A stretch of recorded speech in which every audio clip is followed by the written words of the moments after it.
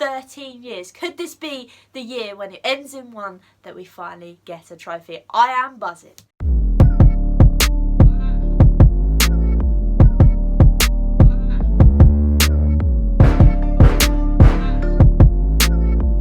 Hello and welcome to another episode of Hollie's Hotspurs, and today I'll be talking about that 2-0 win against Brentford in the Carabao Cup. If you're new to the channel, please remember to like this video, comment you thought of the game below and hit that subscribe button. It's a cup game and we all kind of knew Jose was going to put out one of his stronger sides in order to progress to the final. The starting 11 started off with Lloris in goal with a back four that consisted of Sergio Aurier, Sanchez, Dyer and Reguilon. To be honest, the combination of Sanchez and Dyer scares me shitless, but besides, they started and I was in for fun for the whole game. We then saw that Hojberg, the warrior, was sitting in CDM, which I think is always going to happen in every game we play because the man is just a pure beast. We then had a combination of Sissoko and Ndombele playing in the centre mid role, and to be honest, I think it was a good partnership. We'll see that Serge and Sissoko work quite well. When Serge bombs forward, Sissoko slots in, so I think that was another great combination to play.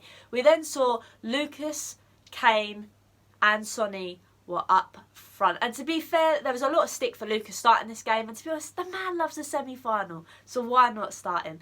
And then obviously on the bench we had the likes of Ali, so the rumour of him starting again was a load of rubbish, and there's rumours coming out about Ali that he's not for sale, he's not for a loan deal, and then in recent times we see that this loan deal could be back on with PSG. I think it'd be a great chance. Poch is there now, it'll build confidence with him, he'll get regular game time, and if we do decide to sell him in the summer, if he comes back and doesn't actually go for a permanent deal, it'd be great to put him up on the shop window for that transfer window, because right now I don't think we get the money that he could potentially be worth if we sold him right now. And in this game as well, we could also make 5 subs. It'd be interesting to see if Jose makes any of those rotations. And to our delight as well, Mike Dean was ref, so we're definitely in for fun. And it was important to remember that Brentford were not going to be a pushover, considering the games they've already played in the Carabao Cup and the performance they've shown, and that Ivan Toney was probably going to be the biggest threat that they had. Game kicks off, and that was evident from the first whistle, as they were playing the high press and putting us under lots of pressure. Credit to them, because we weren't really making it easy for ourselves. There was a lack of tempo, a lack of movement, we were hiding behind players, so passes were going astray. But we slowly find our rhythm, and in the 13th minute,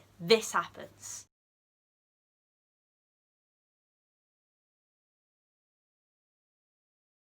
Oh yes!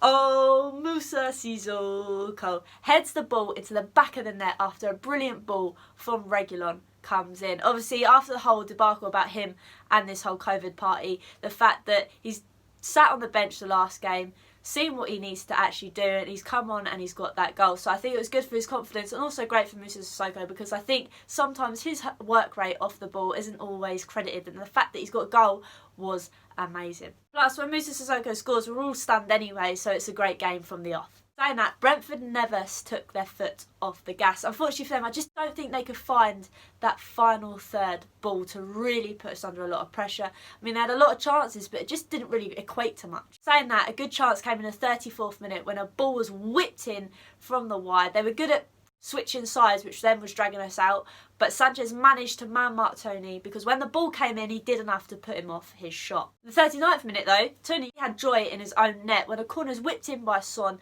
Lucas rises, but Toney rises that little bit more, and we all know how short Lucas is, and it manages to hit his head and goes towards goal, but the keeper is quick on his reactions and manages to make sure it doesn't go in the net. And to be honest, that was the first half in a nutshell. A great goal from Sissoko, but we all kind of knew we needed to get that second goal, because we knew that Brentford were going to come out second half all guns blazing, and that was the truth. More so probably in the wrong aspects, because in the 47th minute, Lucas gets keebabbed and snapped, which, to be honest, goes amiss, because Doherty got 2 yellow cards for a lot less, I feel, although he was a bit of an egg last game. But regardless, I think it's let off there. 48th minute, like I said, the fact that they came out strong, they did nearly score, but luckily for us, Serge Aurier was on his game today. Sanchez gets absolutely skinned by one of the Brentford players, and it puts us in a sticky situation. Rather than Serge Aurier staying back post, he does drift in and manages to put a block on the shot to deny them their goal to make it 1-1. I think that would have been a turning point in the match. So Serge managed to do that block. In the 49th minute, he has a go himself. When he finds himself in the box, he drives towards goal. Now, in this case scenario, it probably would have been better squaring it to Kane or finding Kane, and instead he does have a shot and it just keeps rising over the bar. It's probably out the stadium at this moment in time, so it was a pretty poor effort from him, but the fact that he's played so well so far, I think he maybe could have deserved that goal. He just wasn't on his A game at finding the back of the net today. 51st minute, I thought we were going to go 2-0 up when we get a free kick, but who's the man to step over it?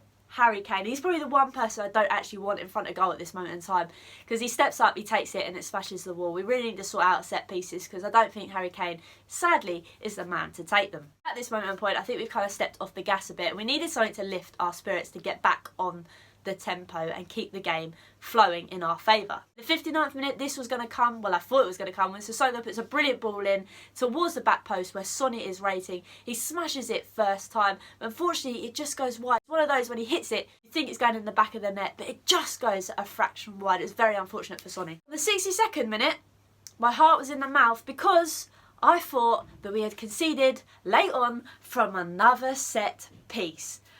This is when there was a bit of confusion in the box and it falls to Tony and he manages to get it in the back of the net. But VAR to our saviour comes in clutch and has a look at it, and it is clear and obvious that Tony's knee is offside from the lines. Yes, don't get me wrong, there's loads of people saying, oh, but you've just ruined it for Brentford, blah, blah, blah. But at the end of the day, the man's knee's offside.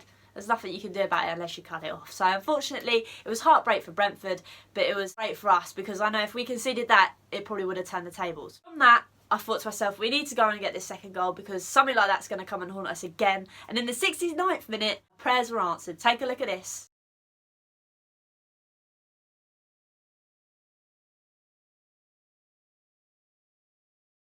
Oh yes, Sonny gets on the score sheet, and it was a beautiful ball from the Domblé. I don't think enough people have spoken about how good this ball was. It was pinpoint once again. Fred Sonny through. He managed to get past the player, it's quick on his heels, and finds the top left-hand corner, beating the keeper for days. And there we have it. From then on, we kind of just shut up shop, and we kind of knew from then that it was going to be hard for Brentford to try and get back into the game. But credit to them, I thought they've had a brilliant cup run. It's just unfortunate that their local neighbours were the ones that booted them out. However, the game still had a bit of life in it, because in the 82nd minute, we see that the warrior Hojberg gets keebabbed in the shin pad. I don't think there was a lot that De Silva could have done.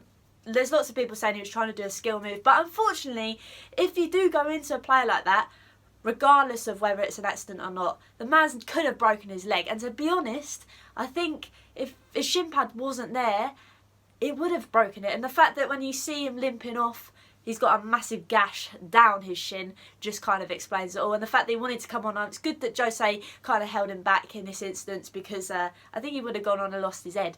But luckily for us, it was towards the end of the game and then it was over. So yes, Tottenham are through next round of the Carabao Cup in the final, which will be played on the 25th of April. When the year ends in one, you know it's lucky for some. So hopefully we do lift that trophy. And we've got a new one for the trophy cabinet, as it's been empty for 13 years. The Aldi Cup does not count, ladies and gents. But anyway, thanks again for watching, and I will be with you again on Sunday when hopefully we can beat Marine and get through to another round of the FA Cup. It would be a brilliant way to finish off the week.